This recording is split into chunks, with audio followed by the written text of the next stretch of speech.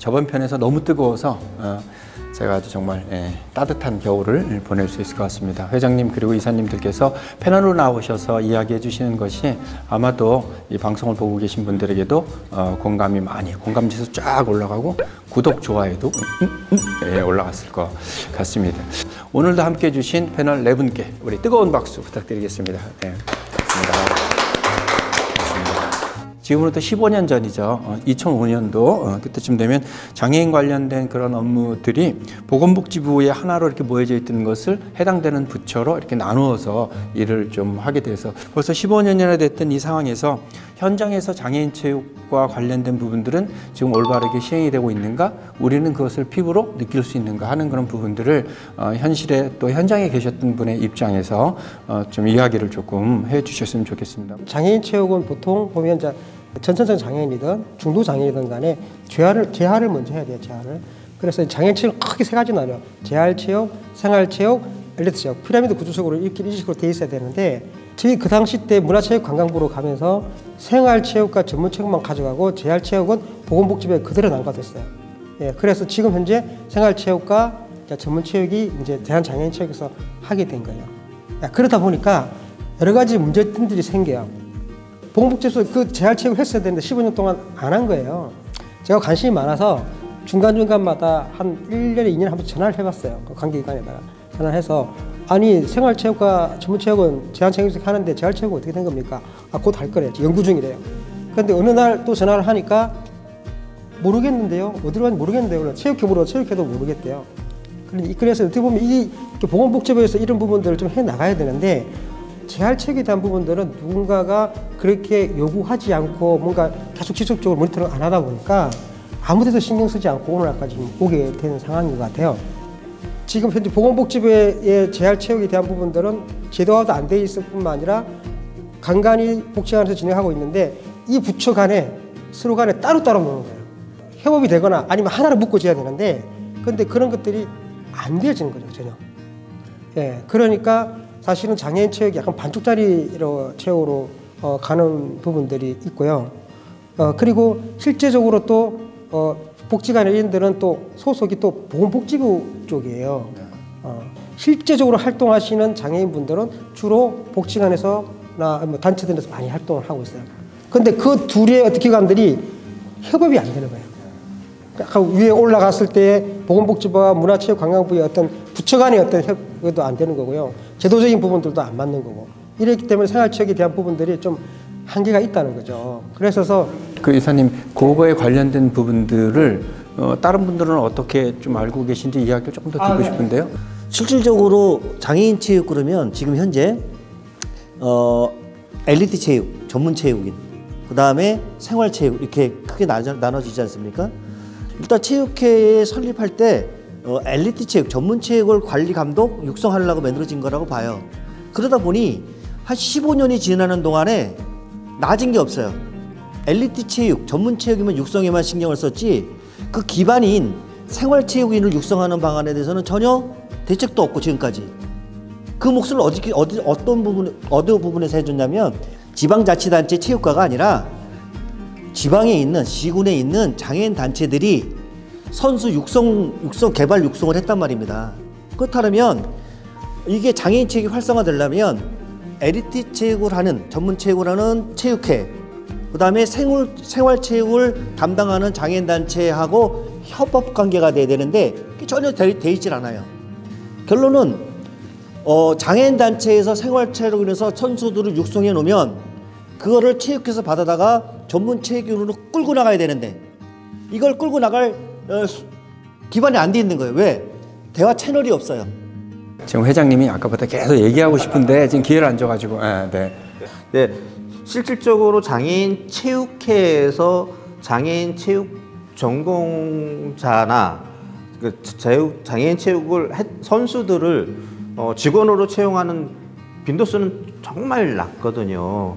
근데 그거에 대해서는 장애인 체육회에서 한번 각성을 하셔서 장애인 당사자의 그 장애 감수성을 가지고 장애인 체육회를 운영을 해야 된다고 봅니다. 그러니까 그 왜 문체부로 이관시켜 달라고 했던 그러한 것들이 보건복지부에서는 예산적인 부분이 풍족하지 못하기 때문에 문체부로 갔어요. 근데 문체부에 갔는데 장애 감수성을 문체부가 갖고 왔으면 좋았을 텐데 이 장애 감수성은 없고 그냥 엘리트 선수 발굴에만 이 신경을 쓰고 지금 장애 감수성에 대해서 풍족한 거는 사실상 이 장애인 단체가 맞습니다. 하지만 이 체육회와 장애인 단체가 같이 협업할 수 있는 그런 방법들을 지금 찾아가지고 진행을 하면은 굉장히 좋을 것 같다라고 이렇게. 진짜 좋은 삶을 위해서라면 방금 이야기하셨던 여러 가지 어느 부서에 가면 어떻겠고 그 돈이 얼마나면 어때요? 올바로 쓰이는 것이 되게 중요하다고 보면 보편적 복지라는 그런 부분 개념보다 진실된 복지가 우리가 갖고 가야 될 오늘의 이 논점이 아닌가 생각이 듭니다. 첫 번째 세션에서 우리가 나눈 그런 부분들이 어떻게 하면 장애인 체육에 관련된 부분들을 더 잘 이렇게 표현되고 무엇이 문제인가를 조금 다뤘다면 이제는 좀 이야기를 깊이 갖고 갔으면 좋겠어요. 또 장애인이 체육을 하든 뭘 하든 간에 복지의 어떤 그런 부분에 기반을 두고 있다고 생각해요. 그렇기 때문에 그런 어떤 그 인프라들이 구축된 상태에서 장애인 체육회가 생긴 거예요. 그 엘리트와 생활체육은 장애인 체육회가 하는 게 맞습니다.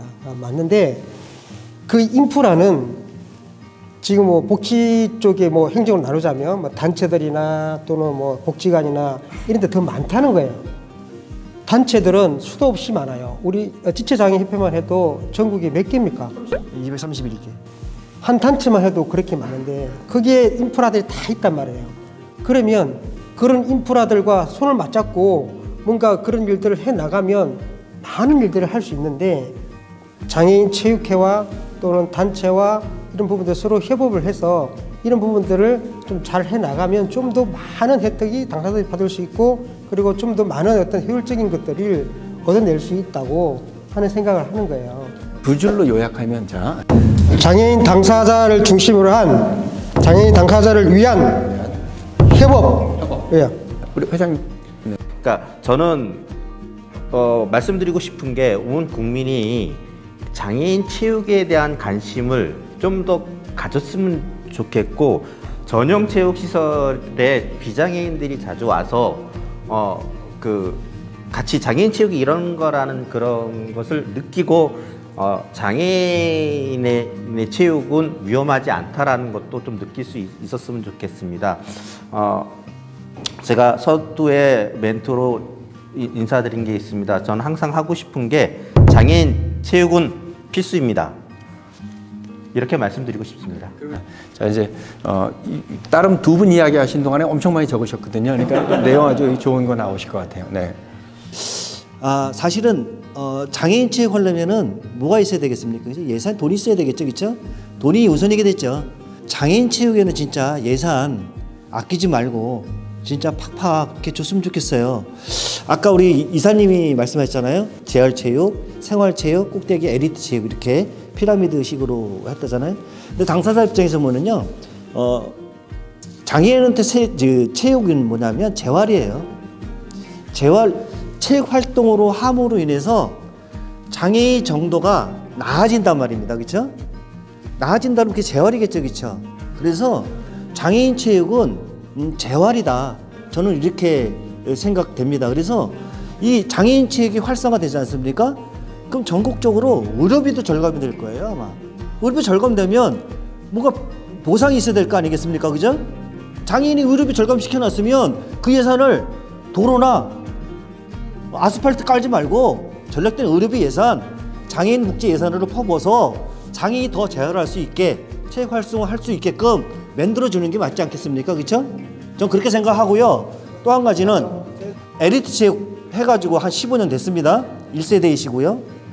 지금 1세대부터 시작해서 2세대, 3세대 지금까지 15년 동안 엘리트 체육 하신 분들이 지금 과연 뭐를 하고 계신가? 지금 체육 활동을 계속 하실 분들이 실업자의 상태에 있거나 또 자기 적성도 안 맞는 딴 일을 하고 있단 말입니다. 근데 지역에 지금 체육회, 일반 체육회, 장애인 체육회에서 장애인 지도자 육성한다고 난리가 났습니다. 실질적으로 장애인 지도자 육성을 하는데 제일로 잘하는 게 누구겠습니까? 엘리트 체육은 장애인 당사자 아니겠습니까? 근데 실질적으로 뽑는 사람들 보면 비장애인들, 그분들이 나쁘다는 것이 아니라 그분들 전문적인 거 맞지요. 그렇지만 장애인 체육은 특수성이 좀 있습니다. 실질적으로 장애인 체육 활동을 하신 분들이 지도자로 육성이 된다 그러면 더 낫지 않겠습니까?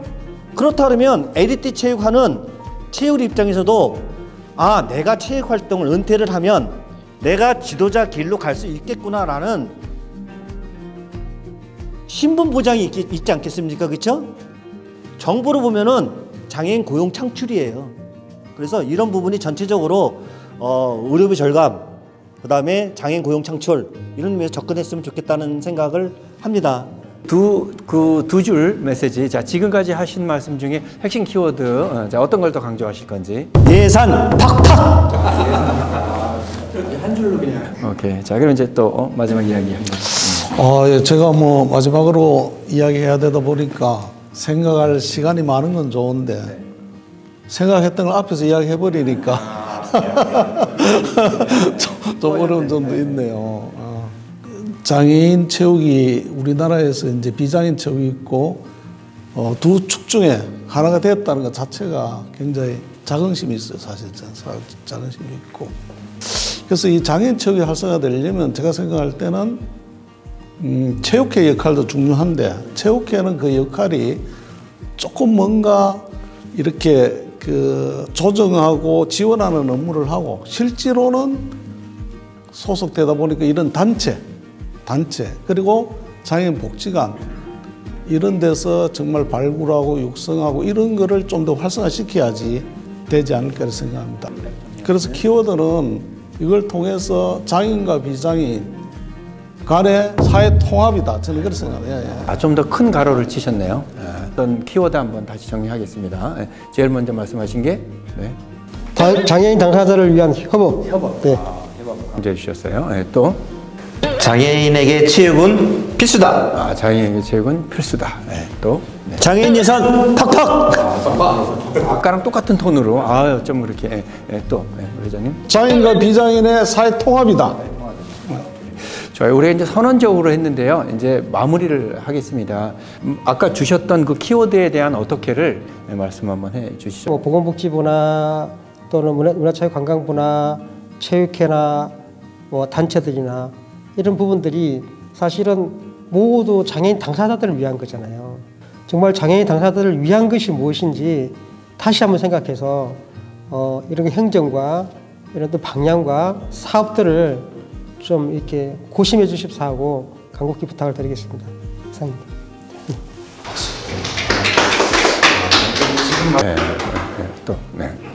체육을 통해서 더 행복을 추구할 수 있고요.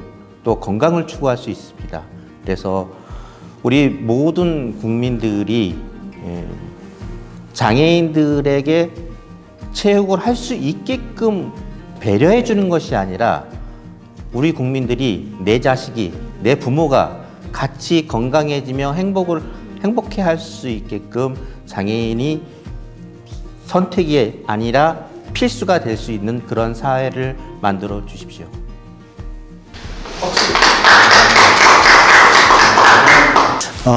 코로나 시대에 모든 국민들이 상당히 어려워하고 있습니다. 특히 우리 그 활동이 많이 어려운 우리 장애인들이 더 많이 불편을 겪는 것 같습니다. 우리 장애인들이 건강을 유지해야만 의료비 절감, 또 고용 창출도 할 수 있는 그런 기회가 되는 것 같습니다. 무엇보다도 우리 중앙정부에서 우리 예산을 하시는 분들 우리 장애인 예산 깎지 말고 장애인 예산 우선됐으면 하는 바람 같습니다.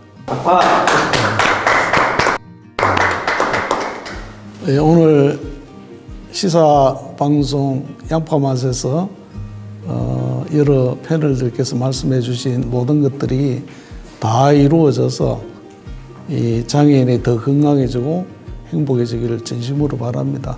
특히 전용체육관도 좀 230개 시군구에 다 만들어지고 공공체육시설에도 장애인들이 함께 체육 활동할 수 있도록 배려 공간도 좀 만들어 주시고 또 할당제도 만들어 주시고 오늘 여러 가지 많이 논의됐는데 그런 것도 다 이루어져서 장애인 행복하면 대한민국 5천만 국민이 모두 행복해지는 것입니다. 여러분 다 이루어지길 바랍니다. 감사합니다.